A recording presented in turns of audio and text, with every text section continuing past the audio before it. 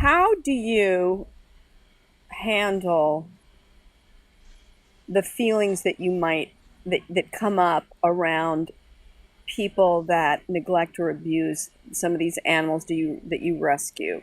That seems to me that it would be extremely challenging. Or It have is and it you isn't. it talk to me. It is. It is because it is challenging because you don't understand people. You don't understand how something could exist like that, and people could lack the compassion to do anything about it.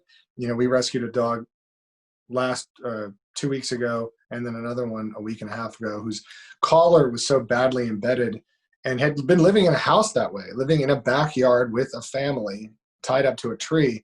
And this collar had been on since it was probably 3 months old. It was a year-old dog. So, I mean, almost decapitated, this dog. And the smell, just the smell, and completely embedded 360 degrees around with such a bad deep tissue injury. I mean, really, really I saw horrific. the photographs on Instagram. They are not for the faint of Yeah. heart. And that dog is so precious. Oh my Yeah. God. They both are. They're both incredible. So clearly, I'm bothered by that. And in kind of in a past life, I would have wanted to do something, go form a posse and go like round these people up and do harm to them or something. But the best way I can advocate for change and advocate for a shift in consciousness and a trend towards mindfulness about all creatures is to do what we do and put it out there. And if we try to malign people and we try to get uber aggressive towards people who many people just don't know any better, they're a product of their culture, they're a product of their society.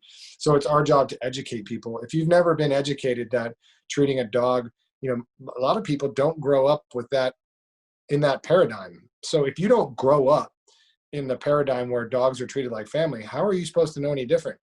And then to jump on people and rip them apart for some sort of cultural norm that they were raised in isn't exactly fair. There's a lot of things culturally, I mean, as extreme as like female genital mutilation, to as innocuous as, maybe keeping your dogs outside instead of inside.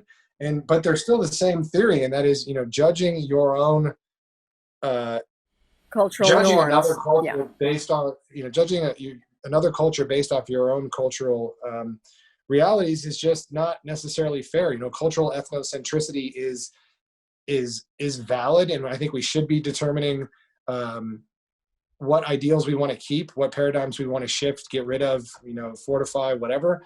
But doing so in a real aggressive, anti kind of a way isn't very fair, and I want to be as fair as possible so that we can be as effective as possible. And, I also work for Animal Wellness Action as a volunteer. I'm the state director of Central California.